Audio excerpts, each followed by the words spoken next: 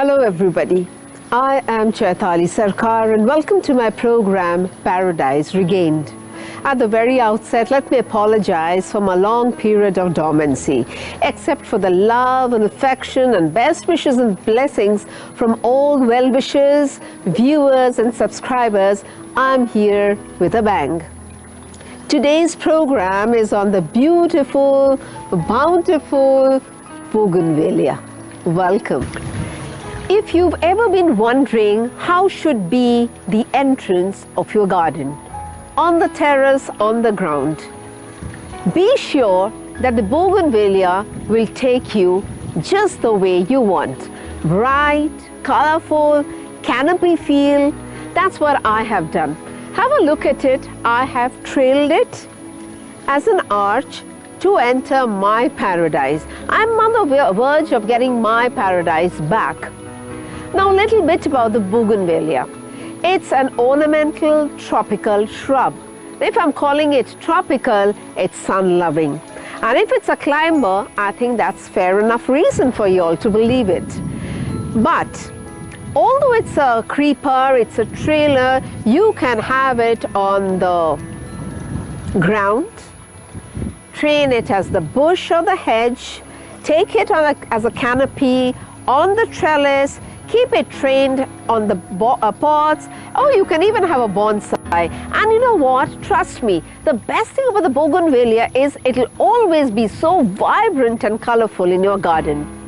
No other flower will keep you this vibrant and this colorful all 12 months a year. This is sun-loving, as I've mentioned, and let me show you a little bit about it. Sorry baby, I'm having to pluck you. This is the flower of the Bougainvillea. These three are the papery bracts.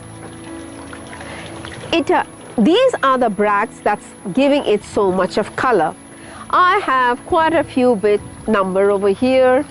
I have pink, I have fuchsia, I have white, and I have a shade of orange, and they are like clambering to draw our attention. Oh, attention seekers.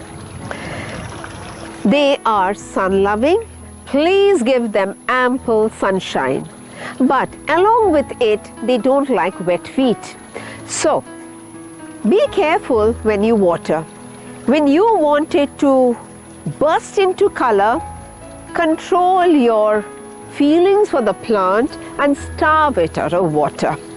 You will water it every alternate day. Keep it in a soil medium, not like cocoa peat that will absorb water and keep it moist. No, it doesn't like moisture in the root. It'll result in root rotting, or sometimes even not root rotting. You will see that it's got a lot of green. It's just got foliage, and you will be saddened that the plant is so healthy, but somehow it's not bursting into the colors. That's the reason for having a Bougainvillea. Come, let me show you how to propagate this beautiful, easy to grow plant. This is another variety, if you could see. The leaves are dropping one by one, and all that you have are just this burst of bright crimson color. I snipped a one terminal end, took off all the leaves, kept barely 2 or 3, and planted it in a pot as cocoa peat. Now why cocoa peat? Because it's porous and it's a very good rooting mixture. However much people may say that it will take roots very easily, trust me, they don't. If you have a rooting hormone, very good. If you don't, just dip it in honey and put it into a mixture of cocoa peat and compost. It will take you nearly 6 weeks for you to realize when the leaves are sprouting, that means there are roots there.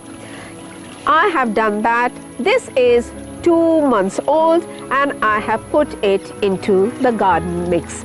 For those of you who still not watched my video on my favorite soil mixture, you can check out what is the ideal soil mix.